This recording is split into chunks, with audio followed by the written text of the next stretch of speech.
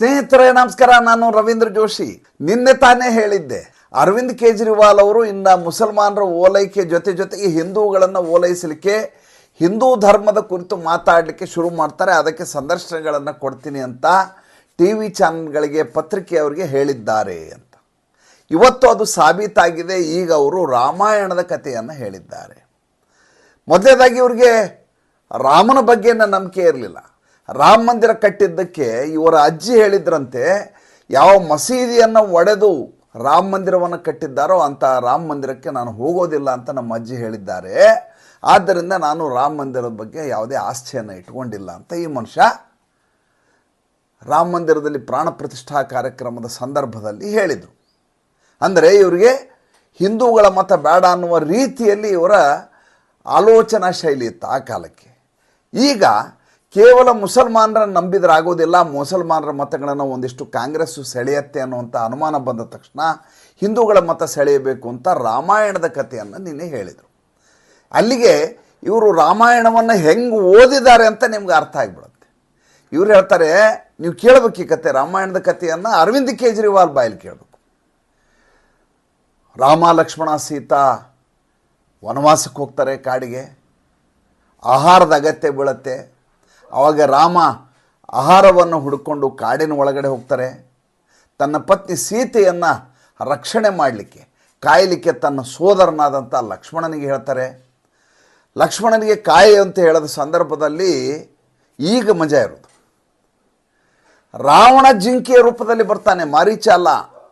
ರಾವಣ ಮಾಯಾಮೃಗವಾಗಿ ಜಿಂಕೆಯ ರೂಪದಲ್ಲಿ ಅಲ್ಲಿ ಬರ್ತಾನೆ ಇವರ ಕುಟೀರದ ಬಳಿಗೆ. ಸೀತೆ ಅದನ್ನು ನೋಡಿ ಮಾರು ಹೋಗ್ತಾಳೆ, ನನಗೆ ಈ ಜಿಂಕೆ ಬೇಕು ಅಂತಾಳೆ. ಹಾಗೆ ಹೇಳಿದ ತಕ್ಷಣ ಲಕ್ಷ್ಮಣ ಅಟ್ಟಿಸ್ಕೊಂಡು ಹೋಗ್ತಾನೆ. ಮಾಯಾಮೃಗವಾದಂಥ ಜಿಂಕೆ ಇದ್ದಕ್ಕಿದ್ದ ನಾಪತ್ತೆ ಆಗಿಬಿಡುತ್ತೆ. ರಾವಣ ಬಂದು ಸೀತೆಯನ್ನು ಅಪಹರಿಸ್ತಾನೆ. ಇದು ಅರವಿಂದ್ ಕೇಜ್ರಿವಾಲ್ ಹೇಳಿರುವಂಥ ಕತೆ. ಯಾವ ಮಾರೀಚ ಜಿಂಕೆಯ ರೂಪದಲ್ಲಿ ಬರ್ತಾನೆ, ರಾವಣ ಸನ್ಯಾಸಿಯ ರೂಪದಲ್ಲಿ ಬಂದು ಲಕ್ಷ್ಮಣ ರೇಖೆಯನ್ನು ದಾಟಿಕೊಂಬಂದು ನನಗೆ ನೀನು ಭಿಕ್ಷೆಯನ್ನು ಹಾಕಬೇಕು ಅಂತ ಹೇಳಿದಾಗ ಆವಾಗ ಸೀತೆಯನ್ನು ಅಪಹರಿಸ್ತಾನೆ ಅಂತ ನಾವು ಕತೆ ಕೇಳಿದ್ವೋ, ಅದನ್ನು ಈ ರೀತಿಯಾಗಿ ಅರವಿಂದ್ ಕೇಜ್ರಿವಾಲ್ ಕತೆ ಹೇಳ್ತಾರೆ. ಅಲ್ಲಿಗೆ ಈ ಮನುಷ್ಯ ರಾಮಾಯಣವನ್ನೇ ಓದಿಲ್ಲ ಅನ್ನೋದು ಸ್ಪಷ್ಟವಾಗಿ ಗೊತ್ತಾಗತ್ತೆ. ಈ ಅಂಶವನ್ನು ಇಟ್ಕೊಂಡು ಭಾರತೀಯ ಜನತಾ ಪಾರ್ಟಿ ಇನ್ನಿಲ್ಲದ ಹಾಗೆ ಹಿಗ್ಗಾಮುಗ್ಗ ಎಲ್ಲ ಕಡೆ ಟೀಕೆಯನ್ನು ಮಾಡಿಕೊಂಡು ಓಡಾಡ್ತಾ ಇದೆ. ಅರವಿಂದ್ ಕೇಜ್ರಿವಾಲ್ ಬಗ್ಗೆ, ಆಮ್ ಆದ್ಮಿ ಪಕ್ಷದ ಬಗ್ಗೆ. ಇದು ಒಂದು ಕಡೆ. ಇನ್ನೊಂದು ಕಡೆ ಭಾರತೀಯ ಜನತಾ ಪಾರ್ಟಿ ಎರಡನೇ ಹಂತದ ಪ್ರಣಾಳಿಕೆಯನ್ನು ಬಿಡುಗಡೆ ಮಾಡಿದೆ. ಈ ಪ್ರಣಾಳಿಕೆಯನ್ನು ನೋಡಿ, ಈ ರೀತಿಯದಾದಂಥ ಬಿಟ್ಟಿ ಭಾಗ್ಯವನ್ನು ಘೋಷಿಸುವುದು ದೇಶಕ್ಕೆ ಅಪಾಯಕಾರಿ ಅಂತ ಅರವಿಂದ್ ಕೇಜ್ರಿವಾಲ್ ಹೇಳಿದ್ದಾರೆ. ಈ ಚುನಾವಣೆಯಲ್ಲಿ ಏನೇನು ನಡೀತಾ ಇದ್ದಾವೆ ಮಜಾ ನೋಡಿ. ಇಷ್ಟು ವರ್ಷ ಬಿಟ್ಟಿ ಭಾಗ್ಯಗಳನ್ನು ಘೋಷಿಸಿದಾಗ ಆಮ್ ಆದ್ಮಿ ಪಕ್ಷ, ಭಾರತೀಯ ಜನತಾ ಪಾರ್ಟಿ ಹೇಳ್ತಿತ್ತು ಇದು ದೇಶದ ಎಕಾನಮಿ ಮೇಲೆ ಪರಿಣಾಮ ಬೀರುತ್ತೆ, ದಿಲ್ಲಿಯ ಅಭಿವೃದ್ಧಿಯ ಮೇಲೆ ಪರಿಣಾಮ ಬೀರುತ್ತೆ, ಈತ ದೇಶದ ಜನರ ತಮ್ಮ ದಿಕ್ಕು ತಪ್ಪಿಸ್ತಾ ಇದ್ದಾನೆ, ತನ್ಮೂಲಕ ಆಮಿಷದ ರಾಜಕಾರಣ ಮಾಡ್ತಾ ಇದ್ದಾನೆ ಅಂತ ಭಾರತೀಯ ಜನತಾ ಪಾರ್ಟಿ ಅರವಿಂದ್ ಕೇಜ್ರಿವಾಲ್ ಬಗ್ಗೆ ಹೇಳ್ತಾ ಇತ್ತು. ಆತನ ಉಚಿತ ನೀರು, ಉಚಿತ ವಿದ್ಯುತ್ತು, ಉಚಿತ ಬಸ್ಸು ಎಲ್ಲ ಕೇಳಿ. ಈಗ ಅರವಿಂದ್ ಕೇಜ್ರಿವಾಲ್ ಹೇಳ್ತಾ ಇದ್ದಾರೆ, ಈ ರೀತಿಯಾದಂಥ ಬಿಟ್ಟಿ ಭಾಗ್ಯ ಘೋಷಿಸುವ ಮೂಲಕ ಭಾರತೀಯ ಜನತಾ ಪಾರ್ಟಿ ಜನರ ದಾರಿ ತಪ್ಪಿಸ್ತಾ ಇದೆ ಅಂತ. ಹಾಗಾದರೆ ಎರಡನೇ ಹಂತದ ಸಂಕಲ್ಪ ಪತ್ರ ಏನು ಹೇಳುತ್ತೆ? ಅನುರಾಗ್ ಠಾಕೂರ್ ಅವರು ನಿನ್ನೆ ಪತ್ರಿಕಾಗೋಷ್ಠಿ ಮಾಡಿ ಭಾರತೀಯ ಜನತಾ ಪಾರ್ಟಿಯ ಎರಡನೇ ಹಂತದ ಪ್ರಣಾಳಿಕೆಯನ್ನು ಬಿಡುಗಡೆ ಮಾಡಿದರು. ಅವರ ಪ್ರಕಾರ ಯಾರಿಗೆ ಅಗತ್ಯವಿದೆಯೋ ಅವರಿಗೆ ನರ್ಸರಿಯಿಂದ ಹಿಡಿದು ಸ್ನಾತಕೋತ್ತರ ಪದವಿವರೆಗೂ ಉಚಿತವಾದ ಶಿಕ್ಷಣ. ಇನ್ನು ಅತಿ ದೊಡ್ಡದಾದಂಥ ಓಟ್ ಚಂಕ್ ಯಾವುದು ಅಂತಂದರೆ ಅಲ್ಲಿ ಆಟೋ ರಿಕ್ಷಾದವ್ರದ್ದು. ಅವ್ರನ್ನ ಓಲೈಸಲಿಕ್ಕೆ ಇನ್ನಿಲ್ಲದ ಹಾಗೆ ಎಲ್ಲರೂ ಪ್ರಯತ್ನ ಮಾಡ್ತಾ ಇದ್ದಾರೆ. ಭಾರತೀಯ ಜನತಾ ಪಾರ್ಟಿ ಹಿಂದೆ ಬಿದ್ದಿಲ್ಲ. ಅವರಿಗೆ 5 ಲಕ್ಷದ ಅಪಘಾತ ವಿಮೆ, 10 ಲಕ್ಷ ರೂಪಾಯಿ ಜೀವ ವಿಮೆ, ಅವರ ಅಭಿವೃದ್ಧಿ ಸಂಘಟನೆಯನ್ನು ಮಾಡಿ ಅದರ ಮೂಲಕ ಎಲ್ರಿಗೂ ಕೊಡಲಾಗತ್ತೆ. ಹೌದಾ, ಅಭಿವೃದ್ಧಿ ಸಂಘ ಮಾಡಲಾಗ್ತದೆ. ಈ ರೀತಿಯದಾದಂಥ, ಆಮೇಲೆ ಯಾರು ಕೌಶಲ್ಯ ಶಿಕ್ಷಣಕ್ಕೆ ಹೋಗ್ತಾರೋ, ತಾಂತ್ರಿಕ ಕೋರ್ಸ್ಗೆ ಹೋಗ್ತಾರೋ ಆ ಮಕ್ಕಳಿಗೆ ಪ್ರತಿ ತಿಂಗಳು 1,000 ರೂಪಾಯಿ, ಎಸ್ ಟಿ ಮಕ್ಕಳಾಗಿದ್ದರೆ 1,000 ರೂಪಾಯಿ ಪ್ರತಿ ತಿಂಗಳು ಅವರಿಗೆ ಸ್ಟೈಪಂಡ್ ಕೊಡಲಾಗುತ್ತೆ, ಸ್ಕಾಲರ್ಶಿಪ್ ಕೊಡಲಾಗುತ್ತೆ. ಇನ್ನು ದಿಲ್ಲಿಯಲ್ಲಿ ಅತಿ ದೊಡ್ಡ ರ್ಯಾಕೆಟ್ ಯಾವುದು? Competitive exams, UPSC exams.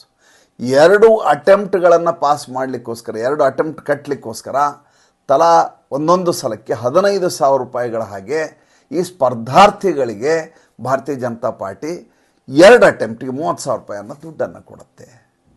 ಅಲ್ಲಿಗೆ ಭಾರತೀಯ ಜನತಾ ಪಾರ್ಟಿ ಎಲ್ಲ ಆ್ಯಂಗಲ್ಗಳಲ್ಲಿ ಈ ಆಮ್ ಆದ್ಮಿ ಪಕ್ಷಕ್ಕೂ ಮತ್ತು ಕಾಂಗ್ರೆಸ್ಗೂ ಏಟು ಕೊಡಲಿಕ್ಕೆ ಸಿದ್ಧ ಆಗಿ ನಿಂತು ಬಿಟ್ಟಿದೆ. ನಾನು ಮೊದಲೇ ಒಂದು ಸಂಚಿಕೆಯಲ್ಲಿ ಹೇಳಿದ್ದೆ, ಬೆತ್ತಲೆ ಓಡಾಡುವವರ ರಾಜ್ಯದಲ್ಲಿ ಬಟ್ಟೆ ಹಾಕಿಕೊಂಡವನಿಗೆ ಮಾನ ಇಲ್ಲ ಅಂತ ಹೇಳಲಾಗುತ್ತೆ. ಅದೇ ರೀತಿ ಬಟ್ಟೆ ಬಿಚ್ಚಿಕೊಂಡು ಭಾರತೀಯ ಜನತಾ ಪಾರ್ಟಿ ಕೂಡ ಬೆತ್ತಲೆ ರಾಜ್ಯದಲ್ಲಿ ಓಡಾಡಲಿಕ್ಕೆ ದಿಲ್ಲಿಯಲ್ಲಿ ಸಿದ್ಧವಾಗಿದೆ. ಸ್ಪಷ್ಟವಾಗಿ ಗೊತ್ತಾಗ್ತಾ ಇದೆ, ದಿಲ್ಲಿಯ ಚುನಾವಣೆ ಅರವಿಂದ್ ಕೇಜ್ರಿವಾಲ್, ಮನೀಶ್ ಸಿಸೋಡಿಯಾ, ಅತಿಶಿ ಮರ್ಲೆನಾ 3 ಜನರಿಗೆ ಸಂಕಷ್ಟ ಎದುರಾಗುವುದು 100ಕ್ಕೆ 100ರಷ್ಟು ನಿಶ್ಚಯ. 5ನೇ ತಾರೀಕು ಮತದಾನ ಇದೆ, 8ನೇ ತಾರೀಕು ಫಲಿತಾಂಶ ಬರಲಿದೆ.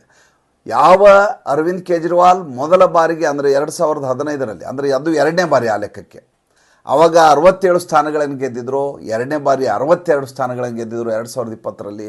ಅಷ್ಟು ಸುಲಭವಾಗಿ ಈ ಬಾರಿ ಚುನಾವಣೆಯನ್ನು ಗೆಲ್ಲಕ್ಕಾಗೋದಿಲ್ಲ. ಭಾರತೀಯ ಜನತಾ ಪಾರ್ಟಿ ನಿಲ್ಲದ ಹಾಗೆ ಹೋರಾಟ ನಡೆಸ್ತಾ ಇದೆ. ಮಧ್ಯೆ ಇನ್ನೊಂದು ಮಜಾ ಆಗಿದೆ, ಏನಂದರೆ ಈಗ ಜುಗ್ಗಿ ಝೋಪಡಿ ಅಂತಾರಲ್ಲಿ, ಇಸ್ಲಾಂ ನಿವಾಸಿಗಳಿಗೆ ಜುಗ್ಗಿ ಝೋಪಡಿ ಅಂತ ಕರೆಯೋದು. ಅಲ್ಲಿ ನಿನ್ನೆ ವಜೀರ್ಪುರಕ್ಕೆ ಹೋಗಿರ್ತಾರೆ ಅರವಿಂದ್ ಕೇಜ್ರಿವಾಲ್. ಜುಗ್ಗಿ ಝೋಪಡಿಯಲ್ಲಿ ಇಷ್ಟು ವರ್ಷಗಳಲ್ಲಿ ಒಂದೇ ಒಂದು ಬಾರಿ ಇವರ ವಿರುದ್ಧ ಪ್ರತಿಭಟನೆ ನಡೆದಿಲ್ಲ, ಅರವಿಂದ್ ಕೇಜ್ರಿವಾಲ್ ವಿರುದ್ಧ. ನಿನ್ನೆ ವಜೀರ್ಪುರದಲ್ಲಿ ಭಾಳ ದೊಡ್ಡ ಮಟ್ಟದ ಪ್ರತಿಭಟನೆ ಆಗತ್ತೆ ಇವ್ರ ವಿರುದ್ಧ. ನೀವು ಬರೀ ಭಾಷಣ ಮಾಡ್ತೀರಿ, ನಮ್ಗೆ ಯಾವುದೇ ಸವಲತ್ತುಗಳನ್ನು ಕೊಟ್ಟಿಲ್ಲ, ನಿಮ್ಮನ್ನು ನಂಬ್ಕೊಂಡು ನಾವು ಇರೋಕ್ಕಾಗಲ್ಲ ಅಂತ ಅಲ್ಲಿಯ ನಿವಾಸಿಗಳೇ ಸೇರಿ ಕಪ್ಪು ಬಾವುಟ ಪ್ರದರ್ಶನ ಮಾಡ್ತಾರೆ. ಯಾವಾಗ ಈ ರೀತಿ ಕಪ್ಪು ಬಾವುಟ ಪ್ರದೇಶ ಕೊಳಚೆ ನಿವಾಸಿಗಳಿಂದನೇ ಆಗುತ್ತೋ ಆವಾಗ ಅರವಿಂದ್ ಕೇಜ್ರಿವಾಲ್ ಕನಲಿ ಹೋಗ್ತಾರೆ. ಭಾರತೀಯ ಜನತಾ ಪಾರ್ಟಿ ಈ ರೀತಿ ಕೆಲಸ ಮಾಡಿಸ್ತಾ ಇದೆ ಅಂತ ಕಂಡ ಟೀಕೆ ಮಾಡಿಕೊಂಡು ಓಡಾಡ್ತಾ ಇದ್ದಾರೆ.